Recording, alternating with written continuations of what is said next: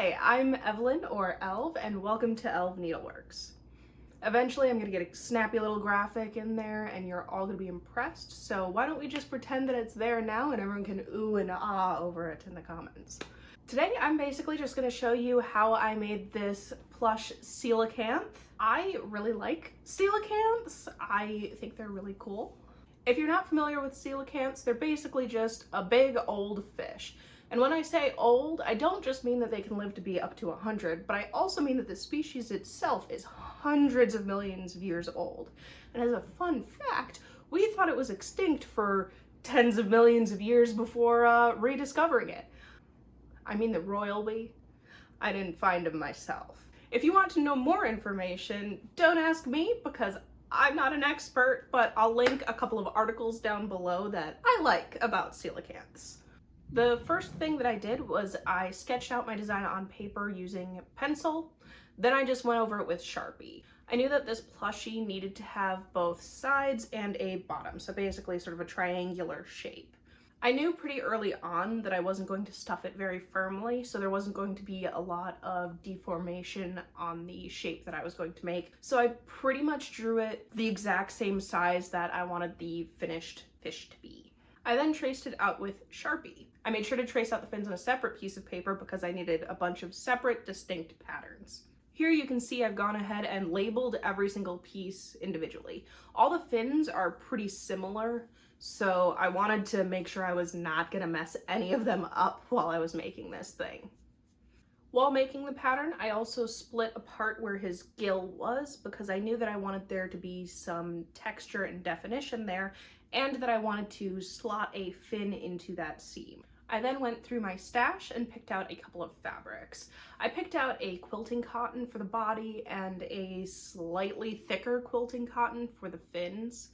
The quilting cotton was pretty light on the back, so I was able to just use a ballpoint pen to trace out my patterns.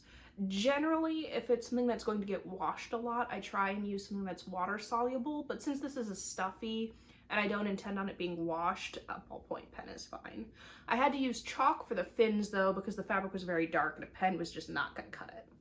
I then bagged out all of the fins. Bagging out basically just refers to the act of stitching all the way around an object, leaving a small opening and then turning it right side out.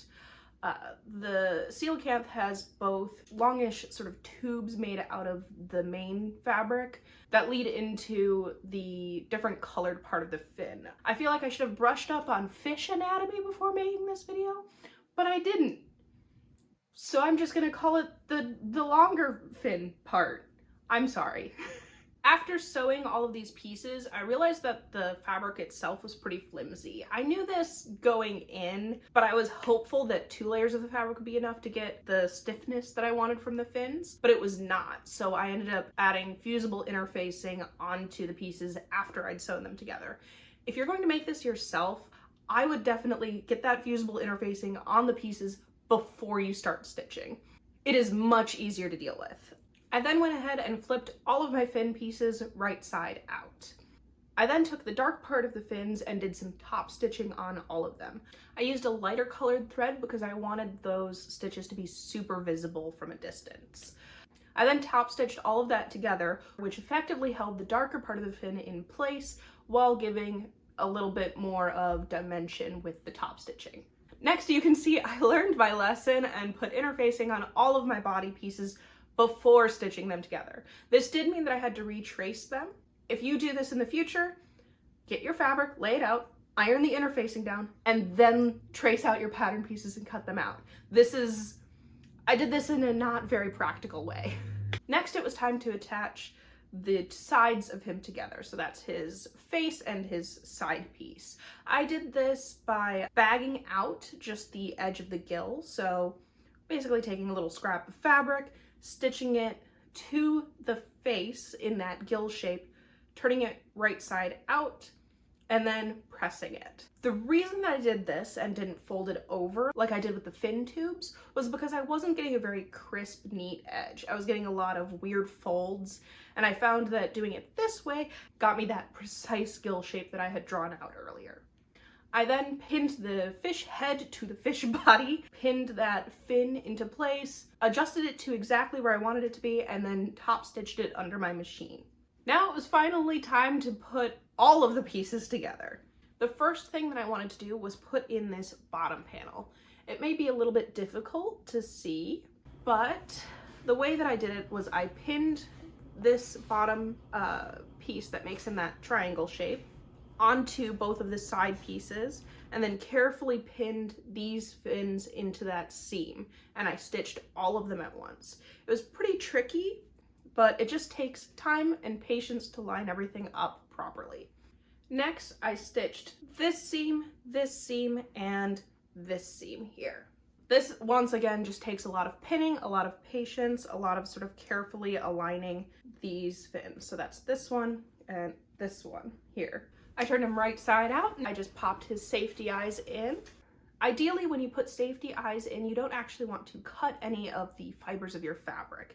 You sort of just want to push something through it and wiggle it around until you get a hole. The reason you don't want to cut the fibers is because it can fray further and cause a much bigger hole that the eye will then fall out of, and it sort of compromises the integrity of the fabric. And it was time for the final fins.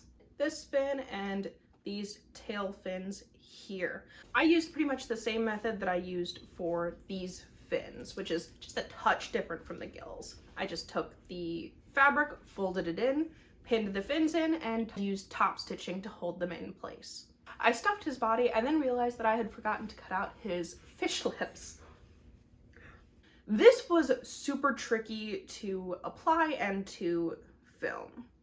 I made a pattern for the lips of the fish, bagged them out around the edge similar to how I did the gills, and then hand stitched it into place. This was super tricky to film, super tiny, super fiddly. Here are some close-ups, so hopefully you can get kind of a better idea of how those were applied. I basically put a tiny scrap of the darker fabric inside his mouth, and then took the bagged out fish lips, folded them over, and hand stitched them into place. After that, I checked him over for loose threads, and he was done. If I were to do this again, I would make him pretty much the same. The two things that I would change is the interfacing technique that I mentioned earlier.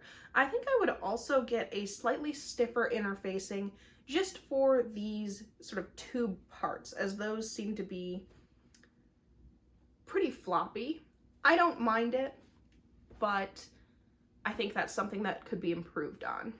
Here's the stats. This guy took me 2 days to make, just a weekend, probably about 1/4 yard of this blue fabric, much less than 1/4 yard of this darker blue fabric, 1/4 yard of interfacing, 2 safety eyes, stuffing, and 2 colors of thread. Do you like this project? Do you think you're gonna try it out yourself? Do you think the lighting in this video is really weird? Let me know in the comments.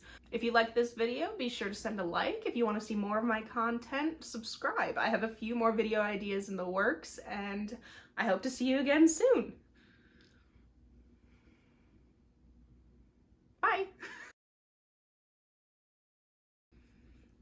My God, man, do you never let up?